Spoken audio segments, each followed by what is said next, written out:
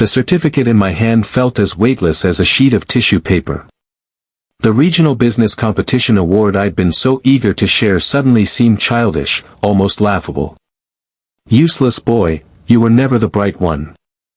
My father's voice cut through the living room chatter like a razor, silencing laughter and freezing every wine glass midair.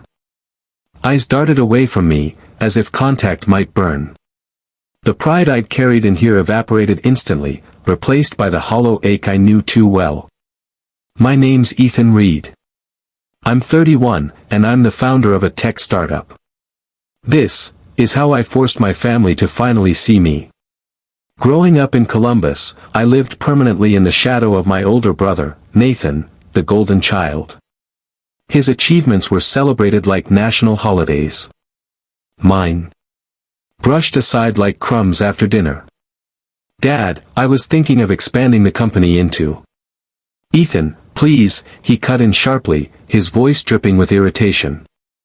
Your brother just secured $1 million contract. Let's focus on actual success for a moment.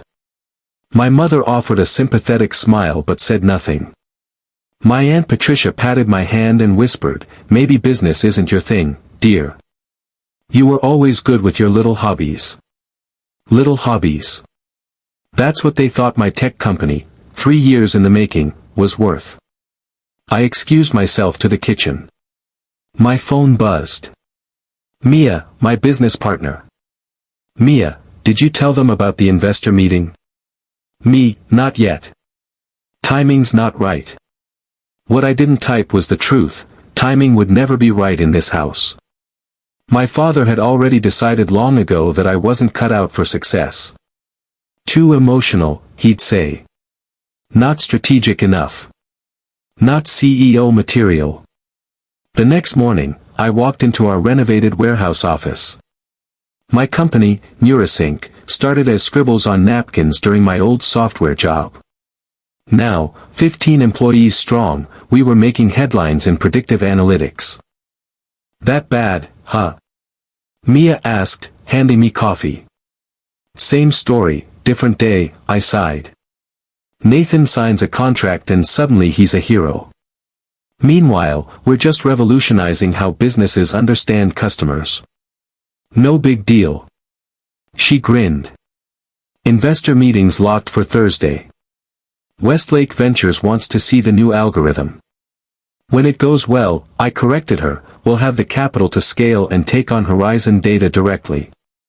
Horizon Data, the company that once rejected my job application, suggesting I consider a less technical field.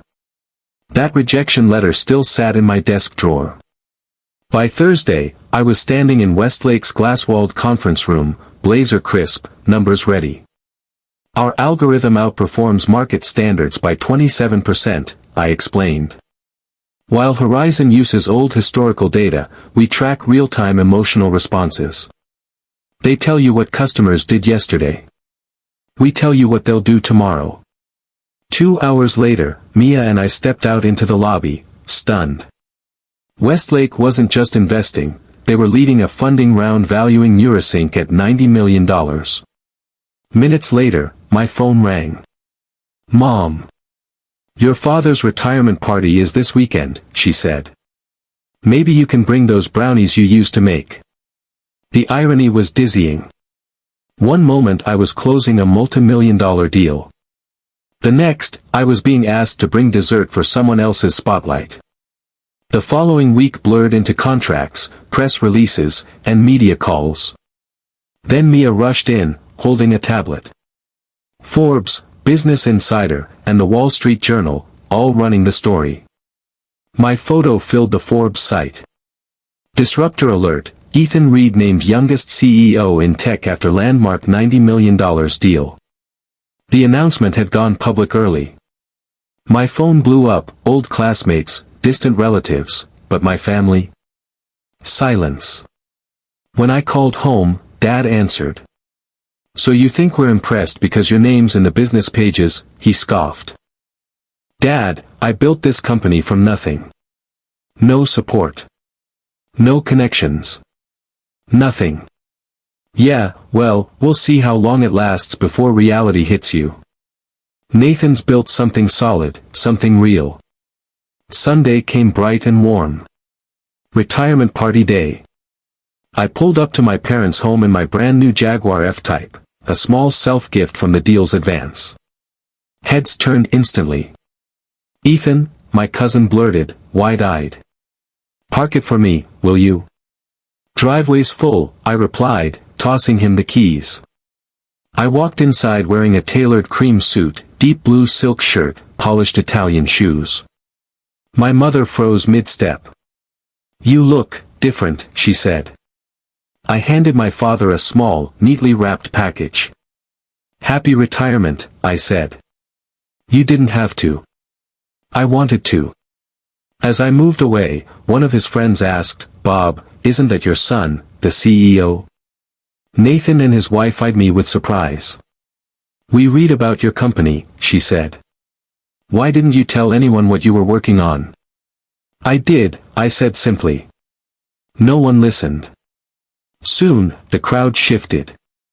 People who'd ignored me for years now circled close, eager to ask about Neurosync, about the Forbes feature, about my secret.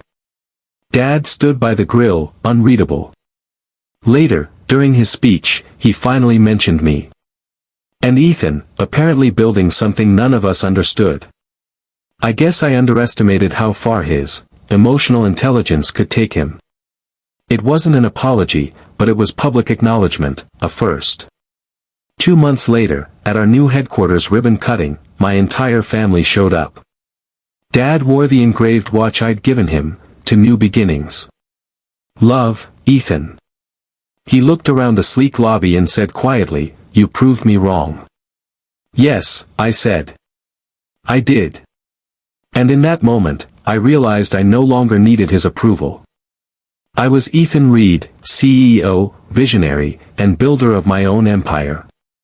No one would ever call me useless again.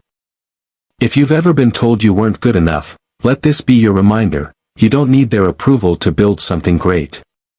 Prove them wrong, on your terms. Subscribe for more stories of grit, revenge, and success.